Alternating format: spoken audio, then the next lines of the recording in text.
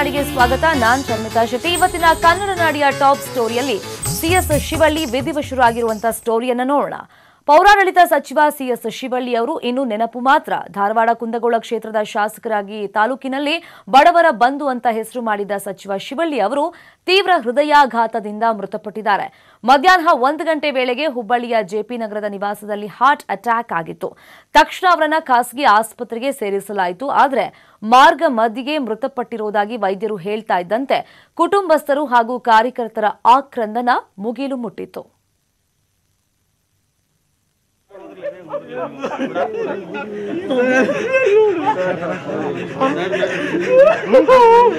ನಮ್ ಸಾಹೇಬ್ರಿ ಎಲ್ಲಿ ಉಳ್ಕೊಂಡಿಲ್ಲ,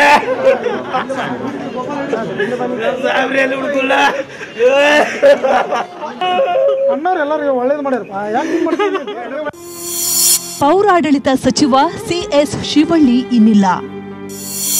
ತೀವ್ರ ಹೃದಯಾಘಾತದಿಂದ ಬಡವರ ಬಂಧು ನಿಧನ. ಪೌರಾಡಳಿತ ಸಚಿವ ಸಿಎಸ್ ಶಿವಳ್ಳಿ ಇನ್ನು ನೆನಪು ಮಾತ್ರ. ಧಾರವಾಡ ಕುಂದಗೋಳ ಕ್ಷೇತ್ರದ ಶಾಸಕರಾಗಿ ತಾಲೂಕಿನಲ್ಲಿ ಬಡವರ ಬಂಧು ಎಂದು ಹೆಸರು ಮಾಡಿದ್ದ ಸಚಿವ ಶಿವಳ್ಳಿ ಅವರು ತೀವ್ರ ಹೃದಯಾಘಾತದಿಂದ ಮೃತಪಟ್ಟಿದ್ದಾರೆ. ಮಧ್ಯಾಹ್ನ 1 ಗಂಟೆ ವೇಳೆಗೆ ಹುಬ್ಬಳ್ಳಿಯ ಜೆಪಿ ನಗರದ ನಿವಾಸದಲ್ಲಿ ಹಾರ್ಟ್ ಅಟ್ಯಾಕ್ ಆಗಿತ್ತು. ತಕ್ಷಣ ಅವರನ್ನ ಖಾಸಗಿ ಆಸ್ಪತ್ರೆಗೆ ಸೇರಿಸಲಾಯಿತು. ಆದರೆ ಮಾರ್ಗ ಮಧ್ಯೆಯೇ ಮೃತಪಟ್ಟಿರುವುದಾಗಿ ವೈದ್ಯರು ಹೇಳ್ತಾ ಇದ್ದಂತೆ ಕುಟುಂಬಸ್ಥರು ಹಾಗೂ ಕಾರ್ಯಕರ್ತರ ಆಕ್ರಂದನ ಮುಗಿಲು ಮುಟ್ಟಿತ್ತು.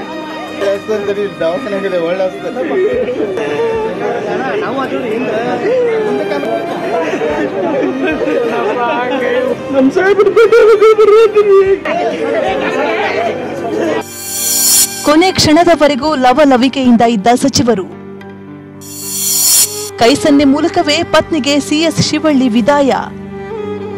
ಸಚಿವ ಶಿವಳ್ಳಿ ಅವರು ಜನಾನುರಾಗಿ, ಕ್ಷೇತ್ರದ ಜನರ ಕಷ್ಟ ಸುಖಗಳಲ್ಲಿ ಭಾಗಿಯಾಗ್ತಿದ್ರು.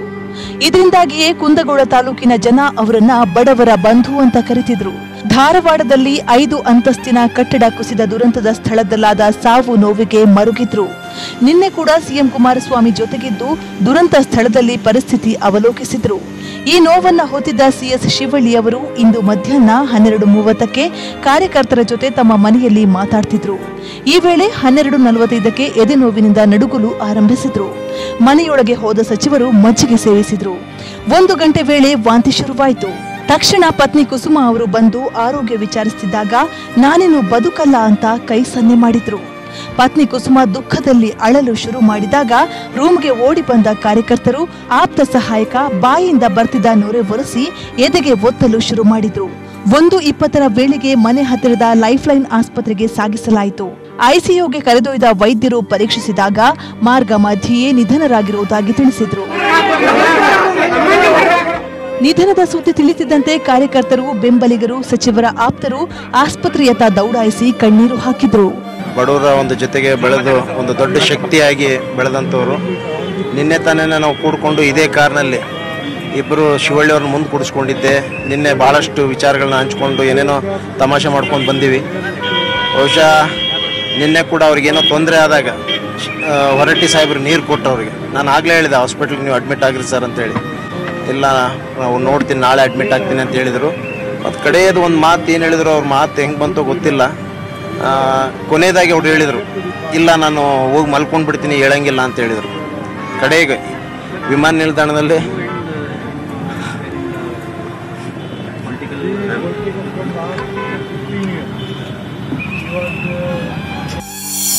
ಅಂತಿಮ ದರ್ಶನದ ವೇಳೆ ಅಭಿಮಾನಿಗಳ ಕಣ್ಣೀರು.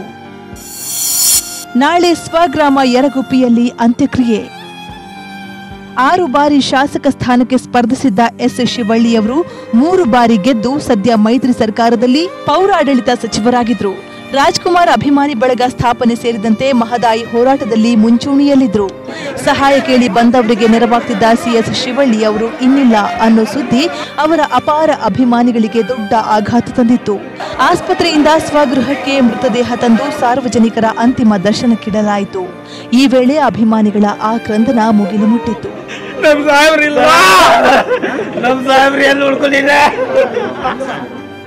ಸಂಸದ ಪ್ರಹ್ಲಾದ್ ಜೋಶಿ, ಶಾಸಕ ಅರವಿಂದ ಬೆಲ್ಲದ್ ಸೇರಿದಂತೆ ಜನಪ್ರತಿನಿಧಿಗಳು ಅಗಲಿದ ಸಿಎಸ್ ಶಿವಳ್ಳಿ ಅವರ ಅಂತಿಮ ದರ್ಶನ ಪಡೆದರು.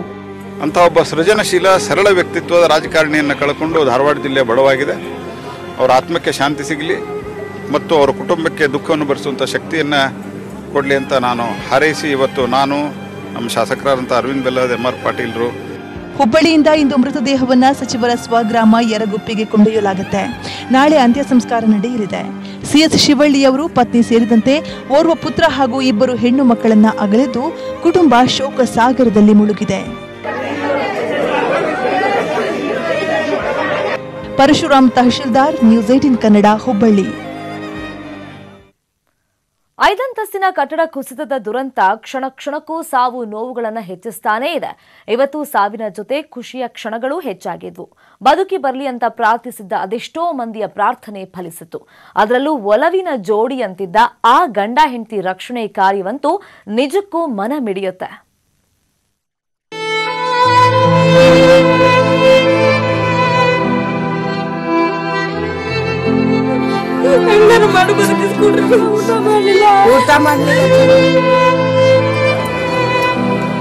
ಧಾರವಾಡದ ಕುಮಾರೇಶ್ವರ ನಗರದಲ್ಲಿ 5 ಅಂತಸ್ತಿನ ನಿರ್ಮಾಣ ಹಂತದ ಕಟ್ಟಡ ಕುಸಿದು 4 ದಿನವಾಗಿದೆ.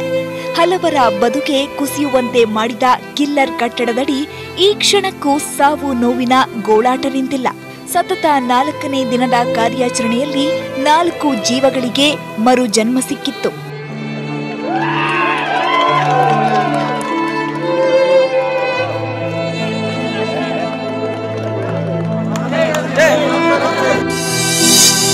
ಕಟ್ಟಡ ಕುಸಿತದಿಂದ ಮೃತಪಟ್ಟವರ ಸಂಖ್ಯೆ 14ಕ್ಕೇರಿಕೆ. ಫಲಿಸಲೇ ಇಲ್ಲ ಮಗನಿಗಾಗಿ ತಾಯಿಯ ಮೃತ್ಯುಂಜಯ ಜಪ. ಕಿಲ್ಲರ್ ಕಟ್ಟಡಕ್ಕೆ ಮೃತಪಟ್ಟವರ ಸಂಖ್ಯೆ 14ಕ್ಕೇರಿಕೆಯಾಗಿದೆ. ಮಗ ಸುರಕ್ಷಿತವಾಗಿ ವಾಪಸ್ ಬರಲೆಂದು ಪ್ರಾರ್ಥಿಸುತ್ತಿದ್ದ ತಾಯಿಯ ಕೋರಿಕೆ ಆ ದೇವರಿಗೆ ಮುಟ್ಟಲೇ ಇಲ್ಲ. ಕಟ್ಟಡದಲ್ಲಿ ಕಂಪ್ಯೂಟರ್ ಶಾಪ್ ಇಟ್ಕೊಂಡಿದ್ದ ಅನೂಪ ಕೂಡಲಕರ ಅವರ ತಾಯಿ ರೇಖಾ ಮಗನಿಗಾಗಿ ಮೃತ್ಯುಂಜಯ ಜಪ ಮಾಡ್ತಿದ್ರು. ಆದ್ರೆ ತಡರಾತ್ರಿ ಅನೂಪ್ ಅವರ ಮೃತದೇಹ ಪತ್ತೆಯಾಗಿ ಸಾವಿನ ಸಂಖ್ಯೆ 14ಕ್ಕೇರಿಕೆಯಾಗಿದೆ. ಮಗನ ಸಾವಿನಿಂದ ತಾಯಿ ಆಘಾತದಲ್ಲಿದ್ದಾರೆ.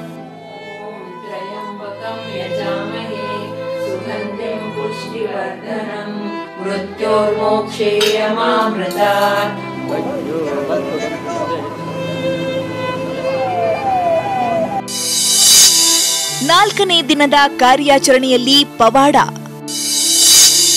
4 ಜೀವಗಳಿಗೆ ಸಿಕ್ತು ಪುನರ್ಜನ್ಮದ ಖುಷಿ. ಸತತ 4ನೇ ದಿನದ ಕಾರ್ಯಾಚರಣೆಯಲ್ಲಿ ಪವಾಡವೇ ನಡೆದಿತ್ತು. ಸತತ 75 ಗಂಟೆ ರಕ್ಷಣಾ ಕಾರ್ಯಾಚರಣೆಯಲ್ಲಿ 4 ಜೀವಗಳಿಗೆ ಪುನರ್ಜನ್ಮ ಸಿಕ್ಕಿತ್ತು. ಕಟ್ಟಡದಲ್ಲಿದ್ದ JDS ಕಚೇರಿಯಲ್ಲಿ ಕೆಲಸ ಮಾಡುತ್ತಿದ್ದ ಸೋಮನಗೌಡನನ್ನ ಇಂದಿನ ಕಾರ್ಯಾಚರಣೆಯಲ್ಲಿ ರಕ್ಷಿಸಲಾಯಿತು. ಸೋಮನಗೌಡ ಹೊರಕ್ಕೆ ನಡೆದುಕೊಂಡು ಬರ್ತಿದ್ದಂತೆ ಸ್ಥಳದಲ್ಲಿ ಹರ್ಷೋದ್ಗಾರ, ಚಪ್ಪಾಳೆ ಮುಗಿಲು ಮುಟ್ಟಿತ್ತು. ಆಪರೇಷನ್ ಕುಂತಿದ್ದಲ್ಲ ಸರ್, ನಟ್ಟಿಗೆ ಕೆಳಗೆ ಹೋಗ್ಬಿಡುತ್ತೆ ಸರ್ ಎಲ್ಲ.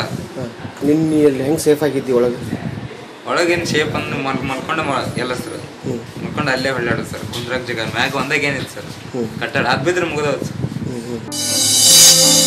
ಸಾವಿನ ದವಡಿಯಲ್ಲೂ ದಂಪತಿಯ ಒಲವು. ಮೊದಲು ಹೆಂಡತಿ ಜೀವ ಉಳಿಸುವಂತೆ ಗಂಡನ ಮನವಿ. ನಿಜಕ್ಕೂ ಇದು ಮನಮಿಡಿಯುವ ಕಥೆ. ಒಲವೇ ಜೀವನ ಸಾಕ್ಷಾತ್ಕಾರ ಎಂಬಂತೆ ಸಾವಿನ ದವಡಿಯಲ್ಲಿದ್ರೂ ದಂಪತಿಯ ಪ್ರೀತಿ ಮನ ಮಿಡಿಯುವಂತೆ ಮಾಡಿತ್ತು. ಕಟ್ಟಡ ಕಾರ್ಮಿಕರಾದ ದಂಪತಿ ದಿಲೀಪ್ ಹಾಗೂ ಪತ್ನಿ ಸಂಗೀತ ಸಹಾಯಕ್ಕಾಗಿ ಕೂಗ್ತಿದ್ರು. ರಕ್ಷಣಾ ತಂಡಕ್ಕೆ ಮೊದಲು ದಿಲೀಪ್ ಧ್ವನಿ ಕೇಳಿಸಿ ರಕ್ಷಿಸಲು ಮುಂದಾದ್ರು. ಆದ್ರೆ ದಿಲೀಪ್ ಮಾತ್ರ ಇಲ್ಲಿ ನನ್ನ ಪತ್ನಿ ಸಂಗೀತ ಇದ್ದಾಳೆ, ಆಕೆಯನ್ನ ಮೊದಲು ರಕ್ಷಿಸಿ ನಂತರ ನನ್ನನ್ನ ಕಾಪಾಡಿ ಎಂದು ಮನವಿ ಮಾಡಿದ್ರು. ರಕ್ಷಣಾ ಸಿಬ್ಬಂದಿ ಎಷ್ಟೇ ಮನವಿ ಮಾಡಿದ್ರು ದಿಲೀಪ್ ಮಾತ್ರ ಮೊದಲು ಹೊರಗೆ ಬರಲು ಒಪ್ಪಲೇ ಇಲ್ಲ. ಕೊನೆಗೆ ಪತ್ನಿಯನ್ನ ರಕ್ಷಿಸಿದ ಬಳಿಕ ದಿಲೀಪ್ ರಕ್ಷಣೆ ಮಾಡಲಾಯಿತು.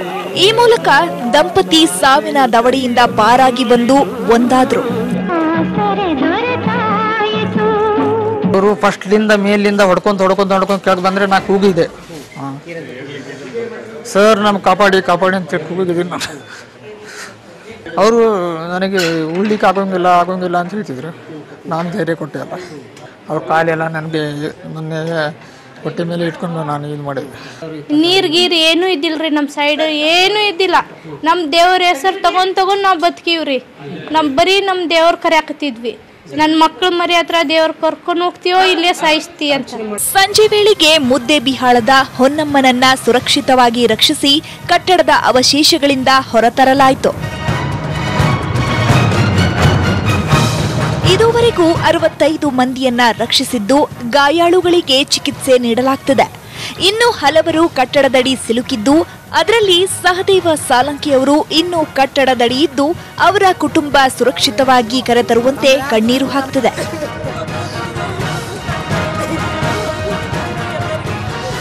ಹದಿನಾಲ್ಕು ಜೀವಗಳನ್ನ ಬಲಿ ಪಡೆದ ಕಿಲ್ಲರ್ ಕಟ್ಟಡದ ಅವಶೇಷಗಳಡಿ ಸಾವನ್ನೇ ಗೆದ್ದು ಬಂದವರು ಹೊಸ ಬದುಕು ಪಡೆದ ಸಮಾಧಾನದಲ್ಲಿದ್ದಾರೆ.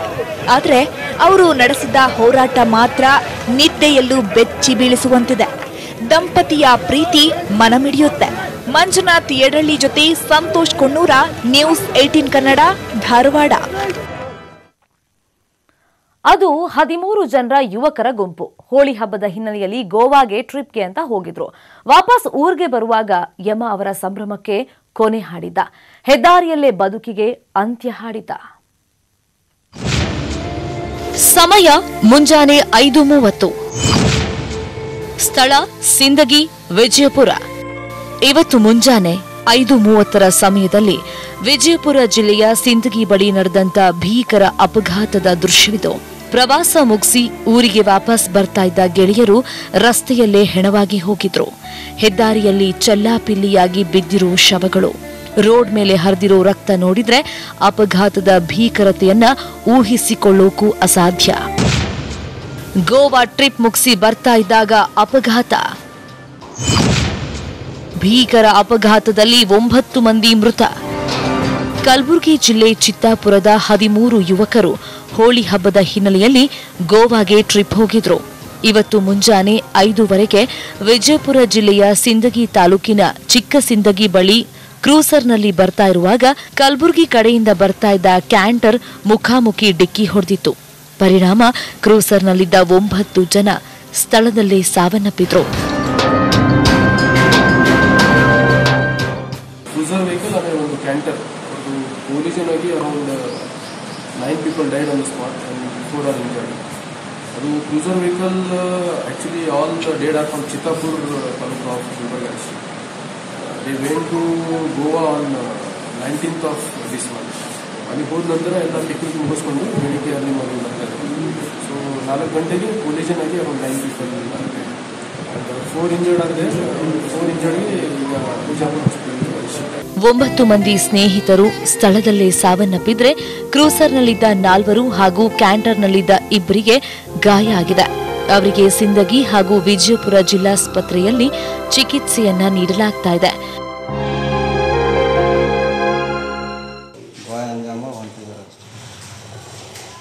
ಯಾವ ಹೋಗಿದ್ರು ಗೋವಾಕ್ಕೆ? ಮೊನ್ನೆ ಹೋಗಿದ್ರು 19. ಇವತ್ತು ಹೊಳಿ ಬರಾಕತ್ತೀರೇನು? 12 ಜನ ಇದ್ರು ಗಾಡಿಯಾಗ. 12 ಜನ ಇದ್ರೇನು? ಊರಲ್ಲಿ ಹೋಳಿ ಹಬ್ಬ ಬಿಟ್ಟು ಗೋವಾದಲ್ಲಿ ಮೋಜು ಮಾಡೋಕೆ ಹೋಗಿದ್ದ ಗೆಳೆಯರು ಮನೆ ಸೇರುವ ಬದಲು ಸಾವಿನ ಮನೆ ಸೇರಿರೋದು ದುರಂತ. Mahesh V Shatagar, news 18 Kannada, Vijayapura. ದೇವೇಗೌಡರ ಮೊಮ್ಮಗ ಪ್ರಜ್ವಲ್ ಅಧಿಕೃತವಾಗಿ ಎಲೆಕ್ಷನ್ ಅಖಾಡಕ್ಕೆ ಧುಮುಕಿದ್ದಾರೆ. ಇವತ್ತು ಜ್ಯೋತಿಷ್ಯದ ಪ್ರಕಾರವೇ ಪೂಜೆ ಪುನಸ್ಕಾರ ಮಾಡಿ ನಾಮಪತ್ರವನ್ನ ಸಲ್ಲಿಸಿದ್ರು. ತಂದೆಯ ವಾಸ್ತು ಪ್ರಕಾರ ಟೆಂಪಲ್ ರನ್ ಮಾಡಿ ಕಾಲ ಗಳಿಗೆ ನೋಡಿ ಪ್ರಜ್ವಲ್ ಉಮೇದುವಾರಿಕೆಯನ್ನ ಸಲ್ಲಿಸಿದ್ರು. ಹಾಸನದಲ್ಲಿ ದೇವೇಗೌಡರ ಮೊಮ್ಮಗ ಪ್ರಜ್ವಲ್ ಅಧಿಕೃತವಾಗಿ ಚುನಾವಣಾ ಕಣಕ್ಕೆ ಎಂಟ್ರಿಯಾಗಿದ್ದಾರೆ. ಜ್ಯೋತಿಷ್ಯದ ಪ್ರಕಾರ ಬೆಳಗ್ಗೆ 5:30ರಿಂದಲೇ 5-6 ದೇವಸ್ಥಾನಗಳಿಗೆ ಅಪ್ಪ, ಅಮ್ಮ ಹಾಗೂ ಅಪಾರ ಬೆಂಬಲಿಗರ ಜೊತೆ ತೆರಳಿ ಪ್ರಜ್ವಲ್ ವಿಶೇಷ ಪೂಜೆ ಸಲ್ಲಿಸಿದ್ರು. ನಾಮಪತ್ರಕ್ಕೂ ಪೂಜೆ ಮಾಡಿಸಿದ್ರು. ಹೊಳೆನರಸೀಪುರದ ಹರದನಹಳ್ಳಿಯಲ್ಲಿರೋ ತಮ್ಮ ಕುಲದೇವರು ಈಶ್ವರ ದೇವಾಲಯದಲ್ಲಿ ನಾಮಪತ್ರ ಹಾಗೂ ದಾಖಲೆಗಳನ್ನಿಟ್ಟು ಪೂಜೆ ಮಾಡಿಸಿದ್ರು.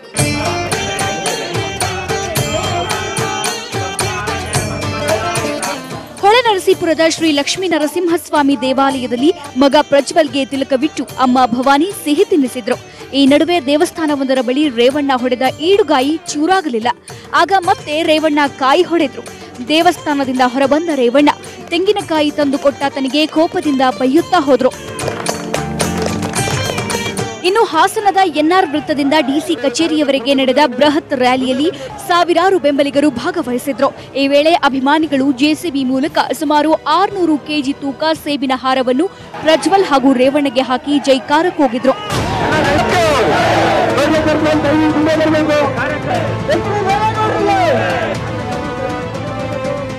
ಇನ್ನು 12:05ರಿಂದ 12:47 ಸಮಯದಲ್ಲಿ ಪ್ರಜ್ವಲ್ ತಮ್ಮ ತಂದೆ ತಾಯಿ, ಚಿಕ್ಕಪ್ಪ ಸಿಎಂ ಕುಮಾರಸ್ವಾಮಿ ಹಾಗೂ ಕಾಂಗ್ರೆಸ್ ಮುಖಂಡರೊಬ್ಬರ ಜೊತೆ ನಾಮಪತ್ರ ಸಲ್ಲಿಸೋಕೆ ಡಿಸಿ ಕಚೇರಿಗೆ ಬಂದ್ರು. ಖುದ್ದು ರೇವಣ್ಣರೇ ಎರಡೆರಡು ಬಾರಿ ನಾಮಪತ್ರ ಪರಿಶೀಲಿಸಿದ್ರು. ರೇವಣ್ಣ ಪತ್ನಿ ಭವಾನಿ ದುಡ್ಡು ಎಣಿಸಿ ನಾಮಪತ್ರಕ್ಕೆ ಶುಲ್ಕ ಕಟ್ಟಿದ್ರು. ಪ್ರಜ್ವಲ್ ದೇವಸ್ಥಾನದಿಂದ ತಂದಿದ್ದ ಕುಂಕುಮ ಹಾಗೂ ಹೂವನ್ನ ಅಲ್ಲೇ ಟೇಬಲ್ ಮೇಲೆ ಇಟ್ಟುಕೊಂಡಿದ್ರು. ದೇವೇಗೌಡರು ನಾಮಪತ್ರ ಸಲ್ಲಿಸೋಕೆ ಬಂದಿರಲಿಲ್ಲ, ಕಚೇರಿ ಹೊರಗೆಯೇ ಇದ್ರು. ಎಲ್ಲಾ ದಾಖಲೆಗಳ ಪರಿಶೀಲನೆ ಬಳಿಕ ಪ್ರಜ್ವಲ್ 12:35ಕ್ಕೆ ಉಮೇದುವಾರಿಕೆ ಸಲ್ಲಿಸಿದ್ರು.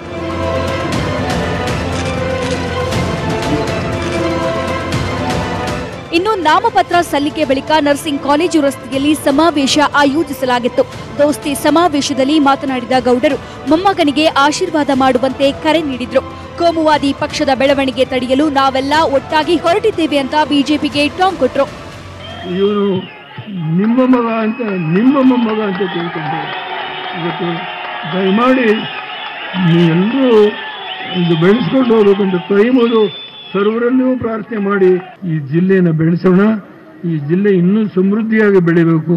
ನಮ್ಮ ದೃಷ್ಟಿಕೋನ ಈ ಕೋಮು ಪಕ್ಷದ ಬೆಳವಣಿಗೆ ತಡೆ ಹಿಡಿಯಲೇಬೇಕು ಅನ್ನೋ ಬದ್ಧತೆಯಿಂದ ಹೋರಾಟ ಮಾಡ್ತೇವೆ. ಇದಕ್ಕೆ ಆಶೀರ್ವಾದ ಮಾಡಿ ಅಂತ ಹೇಳಿ ಸರ್ವರಲ್ಲಿಯೂ ಕೈ ಮುಗಿದು ಪ್ರಾರ್ಥನೆ ಮಾಡ್ತೇನೆ.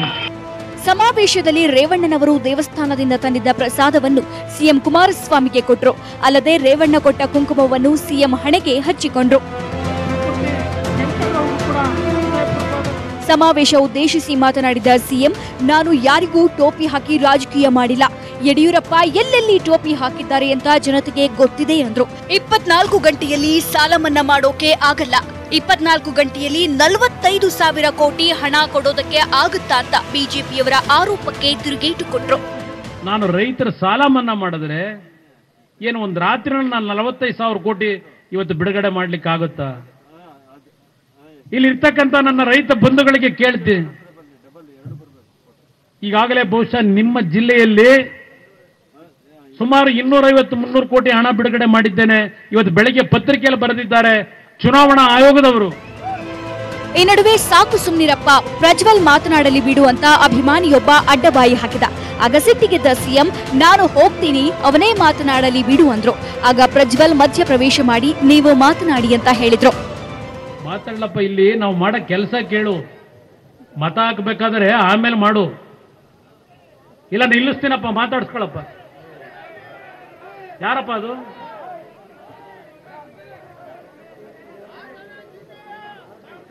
ಏನ್ ಹೇಳ್ತಾ ಇದ್ದೇನೆ ಅರ್ಥ ಮಾಡ್ಕೊಳ್ಳಿ. ಈ ರಾಜ್ಯದ ಜನತೆಗೆ ಸಂದೇಶ ಕೊಡ್ತಾ ಇದ್ದೇನೆ. ಒಟ್ನಲ್ಲಿ ಹಾಸನದಲ್ಲಿ ಗೌಡರ ಉತ್ತರಾಧಿಕಾರಿ ಎಂದೇ ಬಿಂಬಿತವಾದ ಪ್ರಜ್ವಲ್ ರೇವಣ್ಣ ಅಖಾಡಕ್ಕೆ ಎಂಟ್ರಿಯಾಗಿದ್ದಾರೆ. ಇನ್ನು ಎದುರಾಳಿ ಬಿಜೆಪಿಯ ಎ ಮಂಜು ಎಂಟ್ರಿ ಹೇಗಿರುತ್ತೆ ನೋಡ್ಬೇಕು. ಕೃಷ್ಣ ಜೊತೆ ಅಶೋಕ್, ನ್ಯೂಸ್ 18 ಕನ್ನಡ, ಹಾಸನ. ರಾಷ್ಟ್ರಪತಿಯಿಂದ ಪದಕ ಪಡೆದ ವೀರ ಸೇನಾನಿ ಹುಟ್ಟೂರಿಗೆ ಬಂದಾಗ ಭರ್ಜರಿ ಸ್ವಾಗತ ಸಿಕ್ಕಿತು. ವೀರ ಸೇನಾನಿಯನ್ನ ಶಾಲಾ ಮಕ್ಕಳು ಮುತ್ಕೊಂಡು ಹೂ ನೀಡಿ ಸ್ವಾಗತಿಸಿದ್ರು. ಕೊಡಗು ಜಿಲ್ಲೆಯ ವಿರಾಜಪೇಟೆ ತಾಲೂಕಿನ ಪೊನ್ನಂಪೇಟೆಯ ಮಹೇಶ್ ಜಮ್ಮು ಕಾಶ್ಮೀರದಲ್ಲಿ ಭಾರತ ಗಡಿಯೊಳಗೆ ನುಸುಳ್ತಾ ಇದ್ದ 71ಕ್ಕೂ ಹೆಚ್ಚು ಭಯೋತ್ಪಾದಕರನ್ನ ಹೊಡೆದುರುಳಿಸಿದ್ರು. ಇಬ್ಬರು ಉಗ್ರರನ್ನ ಜೀವಂತವಾಗಿ ಸೆರೆ ಹಿಡಿದು ಪರಾಕ್ರಮ ಮೆರೆದಿದ್ರು. ಇವರ ಸಾಧನೆಗೆ ಶೌರ್ಯ ಪ್ರಶಸ್ತಿ ಒಲಿದು ಬಂದಿತ್ತು. ಪ್ರಶಸ್ತಿ ಗೌರವದೊಂದಿಗೆ ಸ್ವಗ್ರಾಮಕ್ಕೆ ಬಂದ ಸೈನಿಕರನ್ನ ಶಾಲಾ ಮಕ್ಕಳು ಪ್ರೀತಿಯಿಂದ ಸ್ವಾಗತಿಸಿದ್ರು.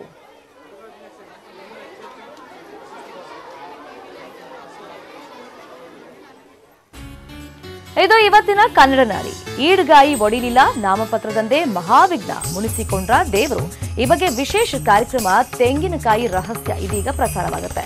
ನೋಡ್ತಾ ಇರಿ ನ್ಯೂಸ್ 18 ಕನ್ನಡ. ಜಾಲ ನಮ್ಮದು, ಬಲ ನಿಮ್ಮದು.